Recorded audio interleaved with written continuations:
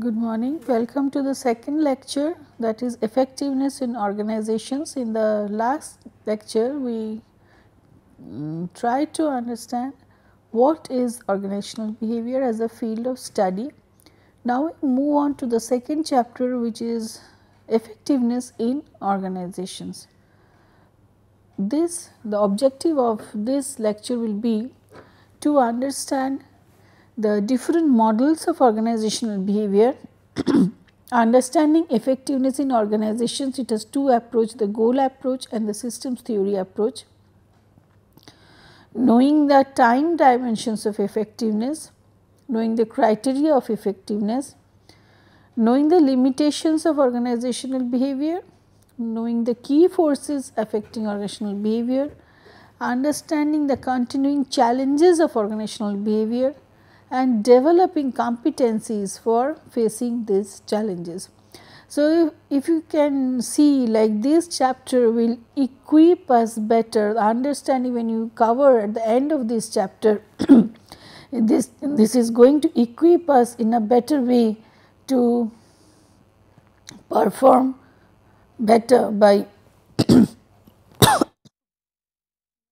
challenge. It will equip us in a to perform in a better way by understanding the forces which affect organizational behavior, its limitations, what helps us to be, what helps the organization to become effective, and what competencies we can develop to face the challenges faced by organizations while performing. So, we will start with the models of organizational behavior.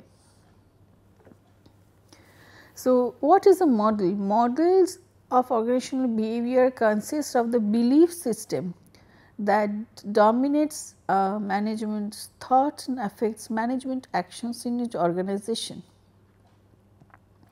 So, we means the managers sometimes move through their own predetermined mindset in their mind, like, I believe that the nature of person is like this, so I will try to interact with this person in this way. Or each organization have their own frame of reference, what they think about human beings, the employees within that organization, what they need, how they perform, what they think, and so on and so forth. These predetermined ideas, belief systems that dominates managers or the management's thought processes, and as a result affects their action, these are called models of organizational behavior, and there are different models. First, we see like assumptions about employees. Way back in 1957, McGregor gave two models, which is we know as theory X and theory Y. Theory X tells, it is an idea which tells the typical person dislikes work and avoid it if possible.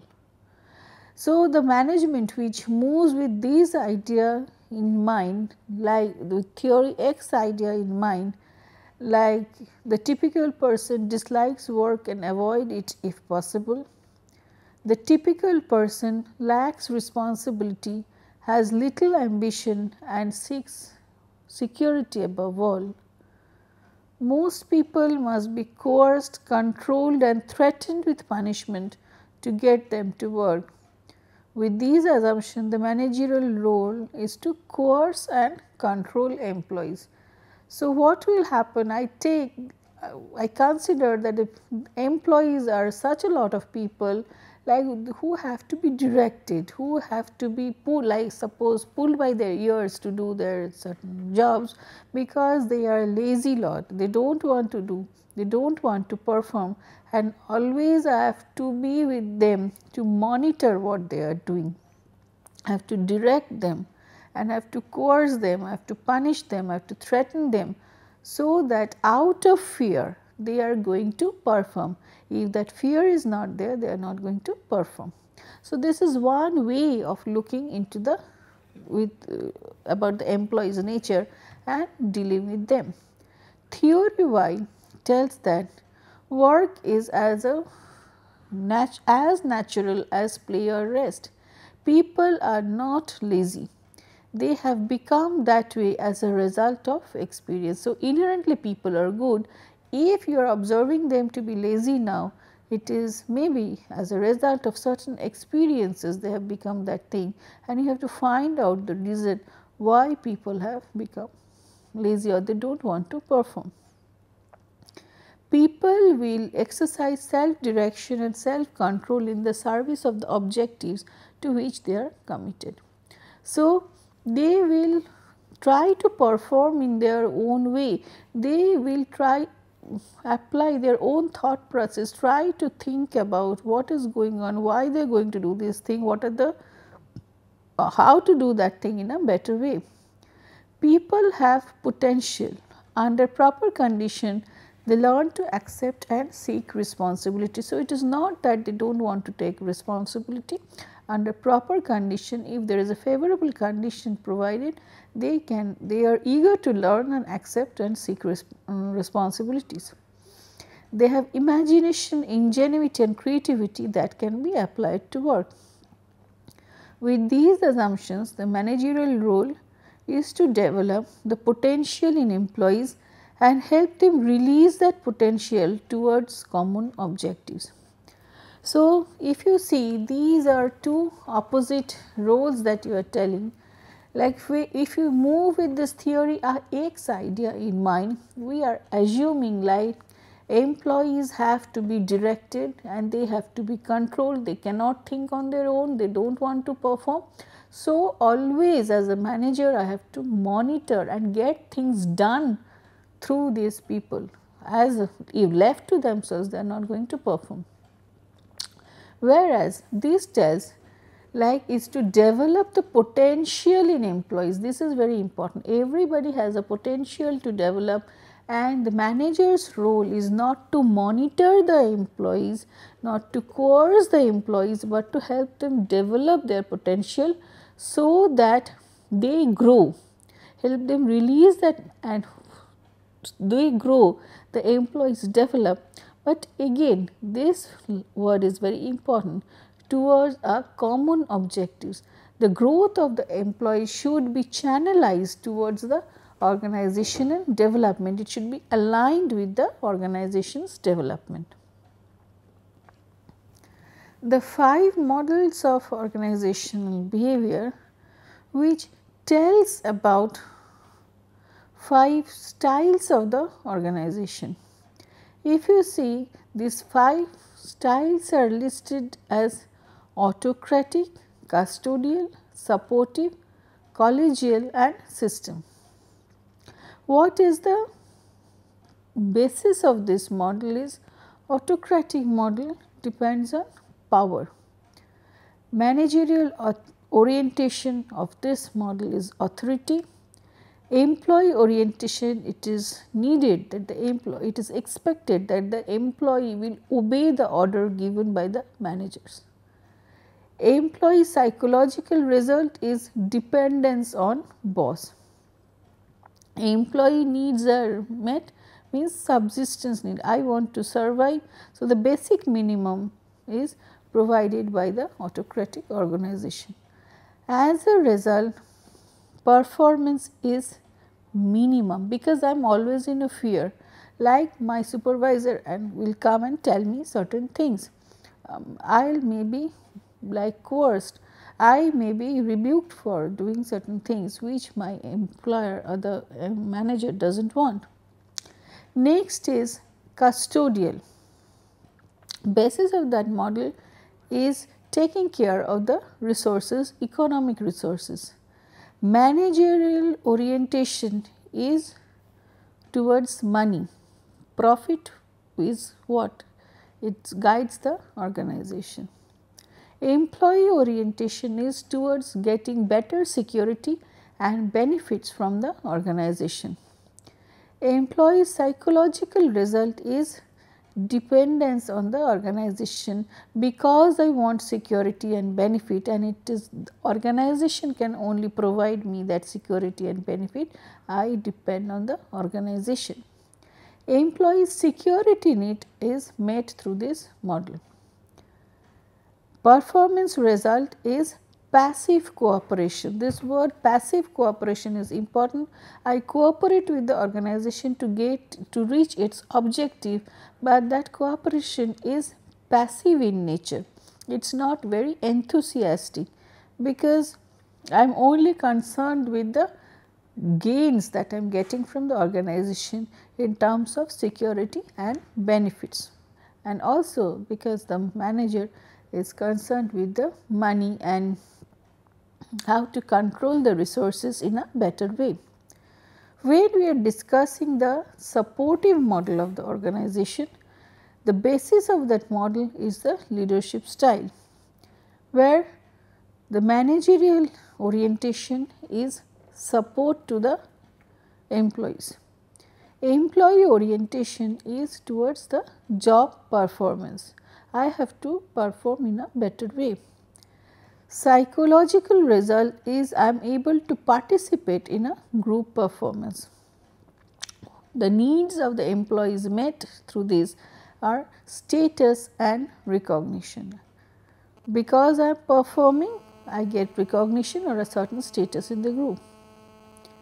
And performance result is awaken drives, like I know like what I need from the organization, and I get a certain recognition from the organization, I get a certain status from the organization. So, this is awaken drives. Next model is collegial model.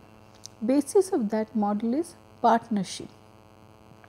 So, if you see shift from leadership to partnership, in leadership still there is a power gap. I am a leader and the employees are my followers, and there is a shift in the focus of the power. But when you are talking of partnership, the power is equally distributed among all the participants. Managerial orientation is towards teamwork. Employee orientation, because it is teamwork, employee orientation is responsible behavior, like I am responsible for my own behavior.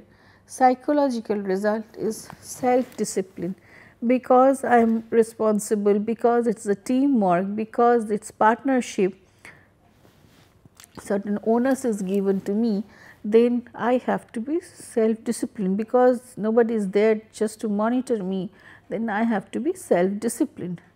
Employees need met is self actualization.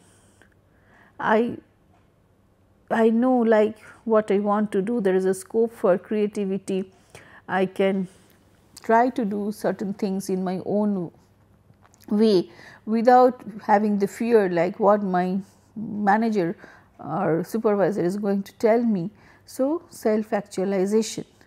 Performance result is moderate enthusiasm, because I am just getting the good feeling like okay, I am doing this, I am in a different way. So, I feel excited from within to a certain level, like I am doing it in the way that I want to do it. So, employees have that moderate enthusiasm. In the system model, the basis of the model is of course trust on the employees. We work as a community, and the meaning, the work that we do is very meaningful, because that the meaning of the job is being translated to us. Managerial orientation is caring, compassion. So, I care for your development, I am compassionate towards your maybe the drawbacks and want you to the employees to develop. Employee orientation is psychological ownership. I own this part of the job that I am doing. So, I am the decision maker. So, employee psychological result is self motivation. I am self motivated, I am intrinsically motivated to do that job. Employee needs met are a wide range of needs, starting from So, all that is mentioned on the left hand side, subsistence, security, status recognition, self actualization, all these needs are met when we are having the basic thing, that is basis of the model is trust. Performance result is passion and commitment to organizational goals. This word passion is very important, like whatever I do it with full enthusiasm, I do it with full energy and commitment towards the organization goals. These will lead to what we call today like employee engagement, which is very important. I perform not to the extent that I am asked to perform. I voluntarily do something extra for the organization because I love doing it. That is very important, that passion. Effectiveness in organizations. So, that we try to, it starts from like Taylor's time. So, these are two kinds of attributes like variables that predict effectiveness and variables that indicate effectiveness, like what are the variables that will help effectiveness to happen and what are the variables, if this is done means effectiveness is there. These are the two like attributes of effectiveness. And under this we can try to list out various variables, and maybe one of your task over here, I have just left it like this for you to find out like what are the variables like which predict effectiveness, and also variables that indicate the parameters, the variables that indicate effectiveness.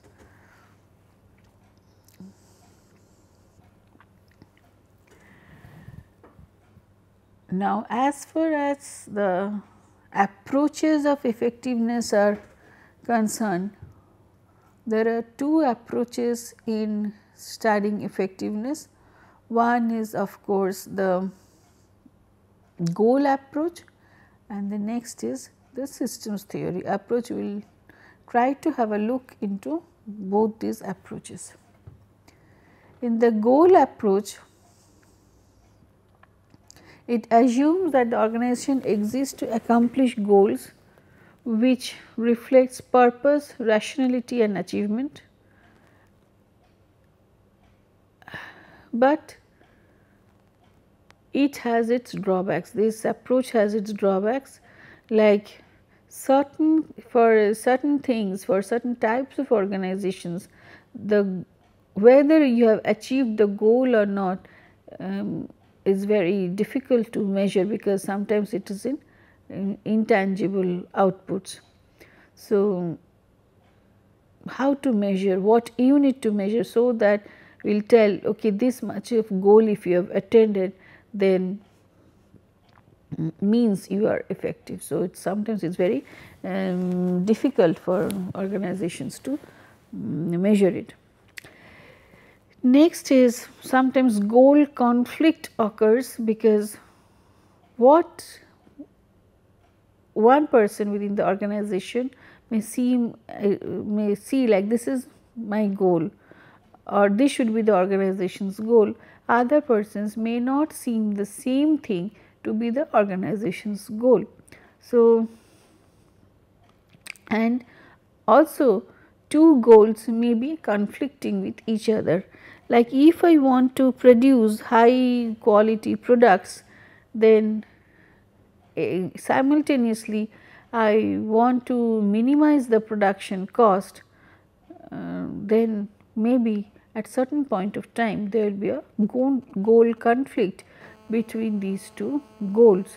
Like if you are going to produce high quality products, sometimes production cost it's high, you cannot just minimize it to that level. So, goal conflicts may occur, and then how do you find out what is effectiveness? Organizational members rarely come to a consensus regarding what goals to pursue. There will be individual differences regarding like the goals of the organization and individual goals also. So, while you are going by the goal directed approach, it is very difficult to zero down into a goal like this is the goal of the organization. And goal achievement also does not guarantee like you are effective. Why? Maybe you have reached that goal, but you have made lots of wastages. So, that's exactly not permissible. Like goal achievement, anyhow you have achieved your goal, but in the process you have made numerous mistakes, does not signify like you are a very effective organization. So, due to these are the shortcomings rather of the goal approach.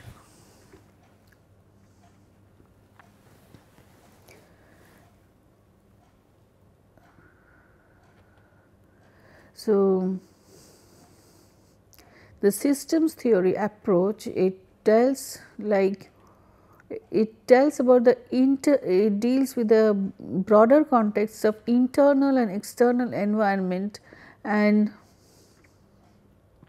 it shows that organization to be an interdependent, there is a relationship of interdependence and between the internal and the external aspects of organizational behavior, and you have to keep in mind these aspects while we are talking of effectiveness. The human inputs in the organization, like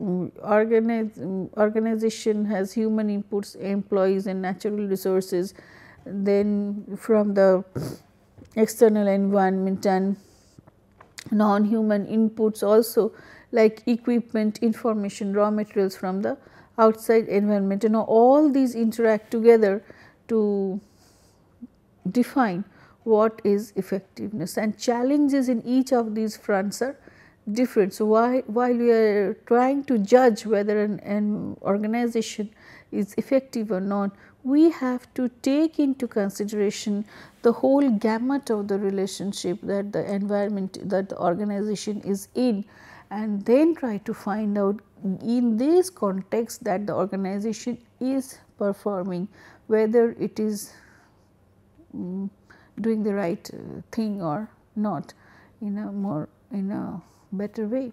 So, that will determine its effectiveness. And one of the important theory to determine the effective, or one of the important aspects rather to determine the effectiveness of the organization in the systems theory is having a proper source of feedback and understanding the feedback at the right point of time, taking the feedback at the right point of time. So, for collecting this, what is the mechanism, the more developed mechanism that the organization has for collecting feedback both from internal and the external environment, then and if the feedback is timely and if in nature, then it helps us to connect the relationship of the different elements in a much proper way and take corrective actions. So, feedback is very important. So, and flexibility of the environment, the organization's ability to adapt, adjust to environmental demands is also very important for this organizational effectiveness when we discuss in the systems theory perspective. For that, one of the primary things which is required is organization's ability and interest to learn certain things. So, the concept of learning organization is important while we are talking of effectiveness of the organization from systems perspective. That is, one is organization's ability to learn, adapt and change, learn, adapt and change. How? by acquiring knowledge, distribution of information and interpretation of those information that we collect from the environment, both internal and external to the organization. So, and this learning is, how we do it is learning. These learnings are two types of learnings are it is more important to, rather than what you learn, it's more important to know how you learn it. Means learning how to learn is very important, and how to learn through like the teaching that we get from the environment. So, it is important, like the process of learning is very important, how you get your information, how you interpret it, your cognitive ability to decipher the knowledge that you get. These things are very important when you are talking of a learning organization.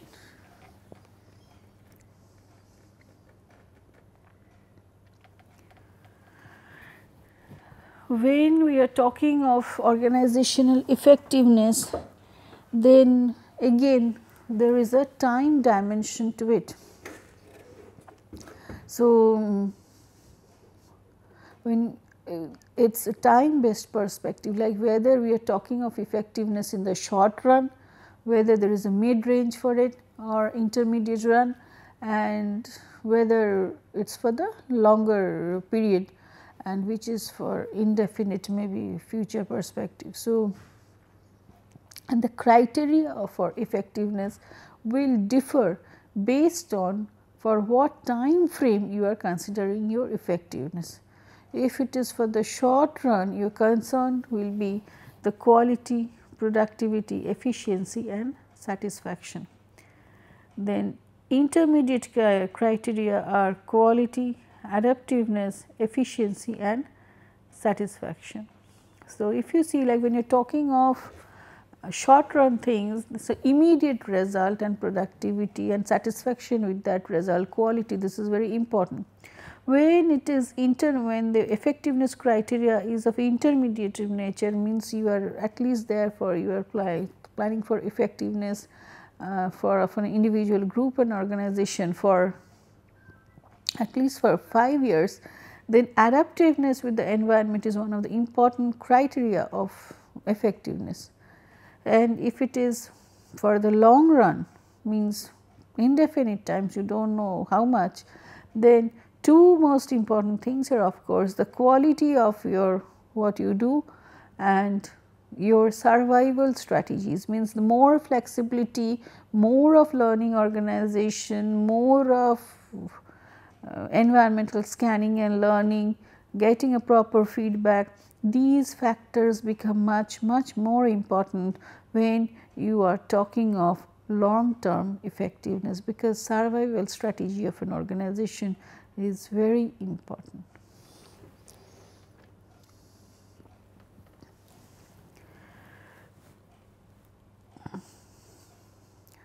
And if you see, when you are talking of criteria of effectiveness, it must reflect, the criteria must reflect the stage of the organization's life cycle, as we told earlier, like whether it is for the long term, short term or intermediate terms. And first of course is, see, the one of the important criteria of course is your quality of so that you of whatever you are doing and how you are doing it, so that it meets the customers' needs and expectations. So, quality in your through products and your for your products and services. Next is your productivity. So, productivity is again reflects the relationship between inputs and outputs. It excludes consideration of efficiency. So, like profit, sales, market share, clients or patients released, etc. Efficiency, it is the ratio of input and output, means how you do certain things, and these are certain scrappage and wastage, downtime, occupancy rates, these are certain measures of efficiency. And productivity, if you tell, it is like effectiveness and efficiency together leads to productivity. Next is see satisfaction, the extent to which the organization meets employee needs. It recognizes the organization as a social system that must benefit its participants. Adaptiveness means the degree to which the organization can adapt to the internal and external changes, and the more we can adapt in a better way, the more we can sense the environmental changes and take your corrective measures, then it is helpful for the organizations to become more effective. Then develop means how you expand yourself, how your capabilities, your capacities to how you expand yourself to deal with the environment, you expand your capacities. For that, learning is very important, investment of the organization in different training programs, so that you become well equipped to answer the challenges faced by both the internal and external environment is very important. And these are called investments for survival. An organization can be effective in the short run, but it is how it is going to adapt to the external environment, what effort does it take for the development at each of the life cycle stages, what effort it has taken for in the growth of the employees and increasing the competency of the employees, so that they can face the challenges in a better way, will be the ultimate criteria for effectiveness in the long run.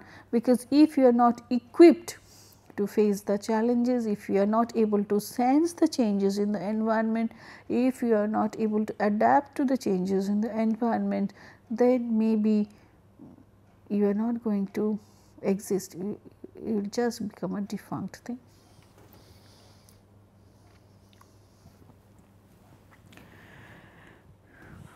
We also have to understand the three major limitations of organizational behavior, because that is connected with the effectiveness of the organization. Like we as OB practitioners, we may be biased towards getting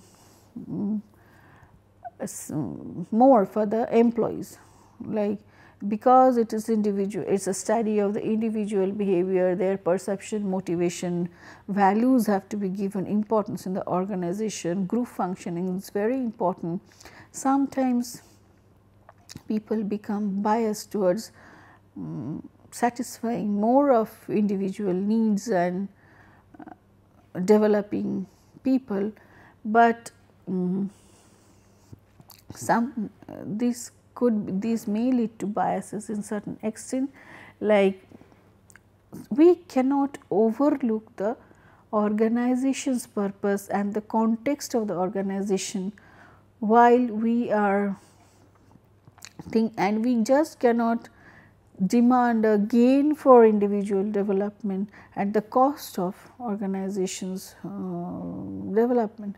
So, that is a sound OB should recognize a social system in which a person's need can be satisfied to certain extent, keeping into consideration the environment that the organization is in. So, a narrow viewpoint, if you take a narrow viewpoint of OB, it emphasizes satisfying employee experiences while overlooking the broader system of the organization in relation to all its public. It is not possible because organization A is providing the employees with certain things, it may not be prudent enough, or it may not be possible for organization B also to provide all those things. It may provide some things less, but it may provide something more which organization A cannot provide. So, it depends on the nature of the organization and the context it is in, like what it can, to what extent it can satisfy what type of needs of the employees. Law of diminishing return, it is more of a good thing is not necessarily good. So, organizational effectiveness is achieved not by maximizing human variable, but by combining all systems variable together in a balanced way. This is important, like if you remember about the theory Y while we are discussing, like we are talking of employee development, and while we are talking of theory Y, growth and development of employee, but again there was a link to it along with organizations development. Suppose I as an employee I want to go to a training program, which I see somewhere a training program is going on, I come and tell, okay, I want to go to this training program. Now, as a manager, before sanctioning that person to go for that program, we have to understand, okay, principally if we agree to send that person to the training program, is it necessary for that organization? How much costly is it for the organization? Can we bear that cost? Costly in the sense of not only in terms of money, but also in terms of time, the replacement that you have to get for that person for the time he is away from the organization. All these things you have to take into mind to find out whether you can allow this person to go for that specific training program that he wants to go. That training program may enhance his competence, no doubt in it, but whether it is affordable by the organization in various, based on different criteria, that we have to consider. Unethical manipulation of people. So, techniques can be used to manipulate people unethically within the organization. We will discuss this more when you are talking of misbehavior within the organization or the political behavior within the organizations. So, how far organizational politics is permissible within the organization, and when we have to be strict and just not let things happen. So, that we have to prevent, and knowledge and techniques. So, more that is the importance of studying the misbehavior in workplace. We need to know like what could be the possible misbehaviors, what could be the possible unethical practices, and how to prevent that things, so that the purpose of the employee and the purpose of the organization are aligned with each other.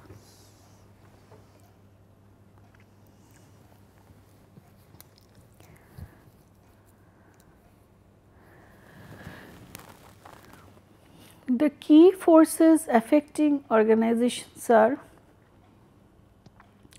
first is of course the people. Next is why people? Because now we means the organization are working in a global environment. So, when and there are different, the workforce, there is a considerable change in the nature of the workforce. People are of different age groups, they come from different backgrounds, they are of different nature, and they come from different cultural backgrounds, they come from different social backgrounds, and leading to what is called, they come from different regional areas also, leading to workforce diversity, and this managing it is very important. Structure of the organization has changed a lot. So, from the bureaucratic structure to now the matrix organization to virtual organization, boundaryless organization. So, every new day newer experiments are being made with the structure of the organization. Along with those things, OB also changes the way we behave within that organization, also changes based on the structure that you are in. Different technological innovations have, technology is also changing within the communication technology is becoming more advanced. So, different production technology is also changing. So, all these things will change the nature of interaction, the nature of communication of people with each other. It requires a different set of skills for the person to adjust to these technological innovations. Environment, both inside and the external environment of the organization is rapidly changing and giving rise to various ethical issues within the environment and also within the organization and also the outside the organization. So, demands of the environment are changing from the organization, concerns of the environment from the organization are changing, and so organization has to understand those demands and answer accordingly. So, based on these forces, the different challenges, these forces, the changing nature of these forces pose different challenge for the managers, and these are first of course is managing in a global environment. So, the skills, the mindset up required for managing in a global environment, the outlook, the model that you need to have, the predetermined idea that you need to have about your employees is quite different from the in earlier years to now while you are functioning in a global environment, and the functions of the management also changes, the concerns changes. Next is managing workforce diversity. The human resource policies and practices is affected a lot while we are dealing with a diverse workforce which consists of age, gender and cultural diversity and all these things, because practices vary, perceptions vary, attitudes vary, and you have to, the organization has to take care of all these factors if they want a holistic development of their workforce. Managing technological innovation, being conversant with these innovations, ability to use this innovation for the proper functioning of the organization is very important. So, training, a lot of learning is required in this field. Managing ethical issues at work, various ethical issues come up from different aspects within the organization at individual levels and group levels, and inter-organization ethical issues also come up, and we have to understand what is the right way of doing things, keeping into consideration certain factors in mind.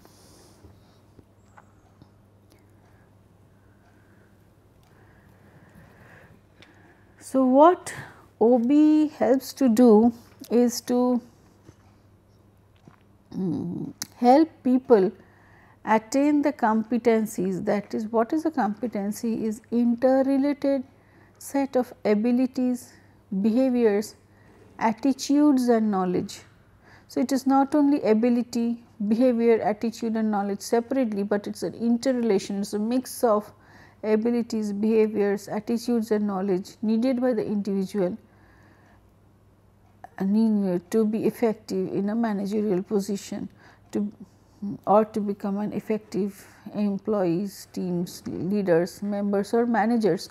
So, it helps to get that effectiveness or to attain the competency, because if you remember, like while we are discussing the basic OB model, what I told is that even if you are discussing one of the factors present either at the individual, group or organizational level. So, you have to take into consideration all other factors present either at the same or other levels and think them as a holistic concept before you try to decide on certain things.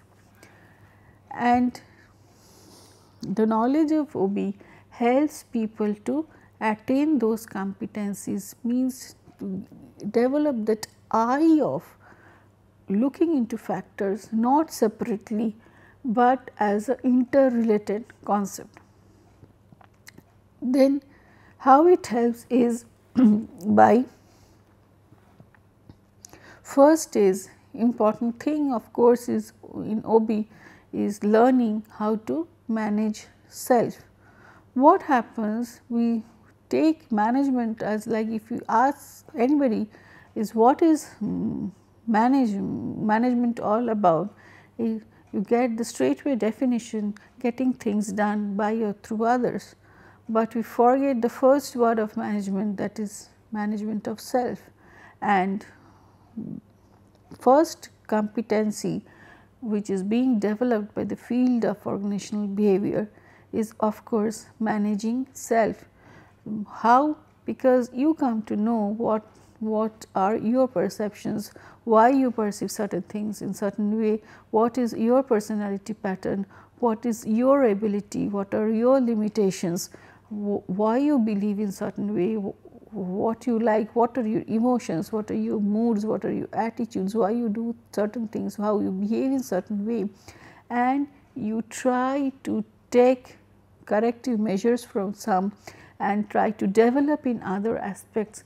And so, you what at the end of the day you reach to is managing your own self.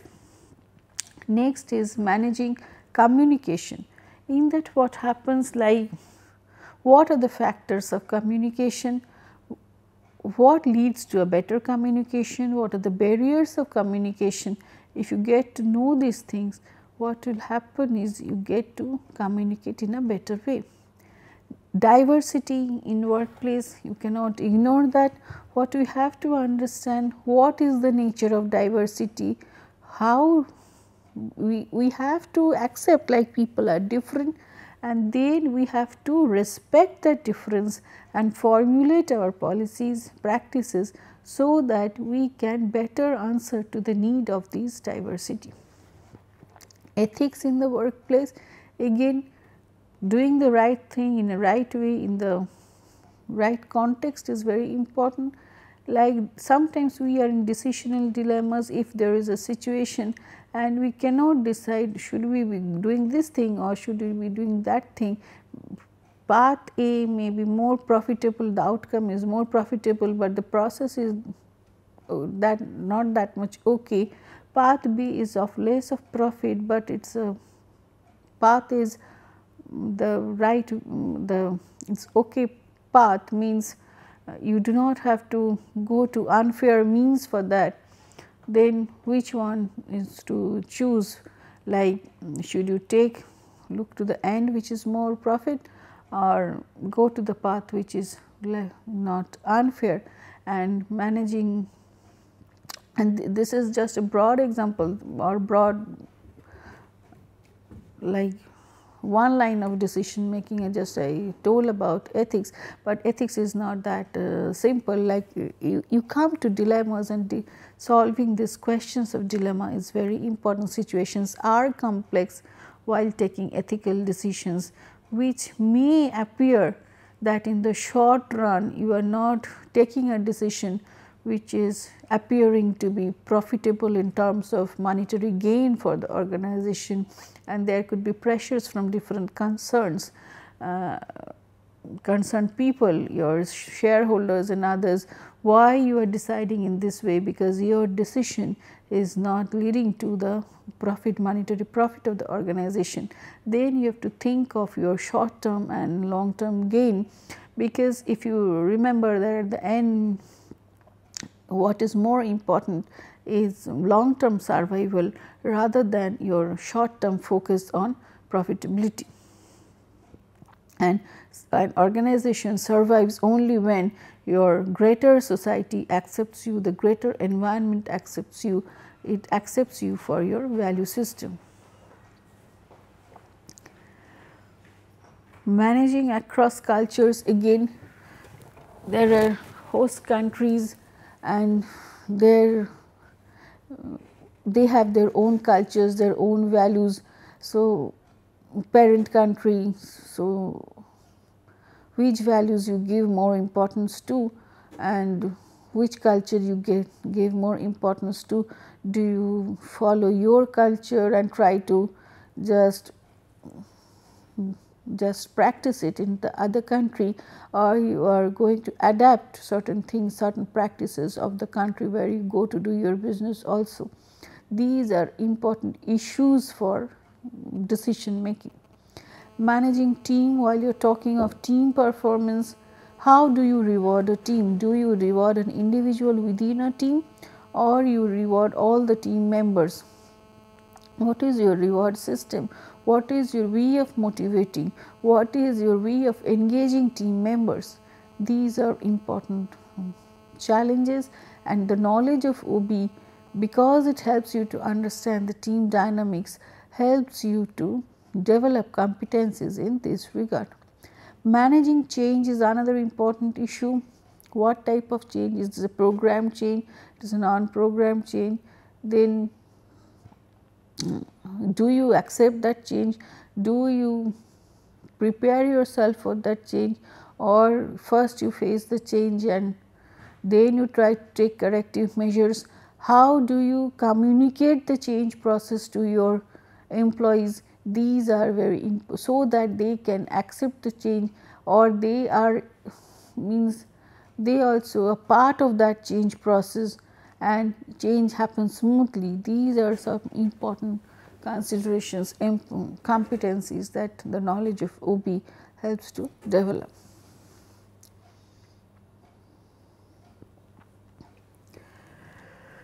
But again, the field of OB is not without its own challenges, because what happens is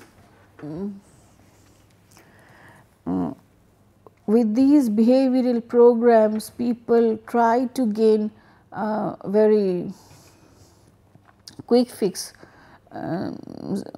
Seeking quick fix is one of the challenges, because they have short time horizons and they want immediate payoff from the behavioral programs, which is sometimes not possible, because behavioral programs needs its own time to show the results. You send a person to a training today, and tomorrow if you want that person to perform in a better way, that sometimes it really does not happen, and that is a over expectation from the behavioral programs. Varying environment, and sometimes we do not understand, like as OB practitioners, like environments for certain things are different, organizational environment is different, cultural environment is different, and we have to modify the concept of OB so that it suits the environment that the organization is in. So, that what practices is possible in the Western country may not be suitable to the Indian country or Eastern countries, because they have their own value system, they have their own ways of looking into things, which is quite different from the Western world. So, what we have to do, the prudence is that we try to adapt the concepts to the environment, to where it is applicable, and just not superimpose a concept on in a different context. We have to take into consideration the contextual factors, we have to take into consideration the cultural factors before we try to adapt certain OB concepts in that particular organization. Then we have to be conscious of these two challenges, so that at the end of the day we can utilize the knowledge of OB in a better way. We learn about organizational factors, we learn about individual factors like perception, personality, attitudes, values, motivation, communication. We learn about group factors, leadership, trust, then conflict, power, whatever, and we organizational structure, design. But at the end of the day, we have to take into consideration, like, is it possible to apply whatever we have learned in the way as it is what we have learned, or it needs certain modification so that we can suit it, we can like tailor make it for the organization where we want to apply it, because the nature of the organization is like this, or the constraints faced by the organization which is of a different nature, like the service organization, manufacturing organization, again virtual teams and all these factors. The principle may remain same, but the application part, the practice part will have to be modified based on where you are applying the OB concept. So that will help you to get a better effectiveness for the organization. Followed by questions. So, what are the various models of organizational behavior? Discuss the similarities and differences among the 5 models of OB. What is organizational effectiveness? Critically evaluate the goal approach and systems theory approach of defining effectiveness. Discuss the criteria of effectiveness with reference to time dimension of effectiveness. Describe with examples the limitations of organizational behavior. What are the key forces affecting organizational behavior? What are the continuing challenges of organizational behavior? Describe how the 7 competencies help in facing these challenges. So, again you see the questions that has been framed. If you are finding answers to these questions with a critical thinking mind, that is very important. You have to think about the answers that you write to these questions. It's not, answers are not very simple, straightforward. You have to link each of the factors with each other before you find answers to these questions. And when you know, like, what are the limitations of OB, what are the forces affecting OB, how you can improve OB, in what way to apply OB, so that it helps to increase individuals, group and organizational effectiveness. Maybe what you will learn at the end of this session is application of knowledge of OB in a better way for increasing overall holistic effectiveness of the organization per se, which is not only organizational effectiveness, along with it the groups and individuals effectiveness also. But for that we have to keep open a very adaptive mind, a thinking mind, like ways of knowing how to scan the environment, how to adapt to the changes faced by the environment and find proper answers for it. Thank you.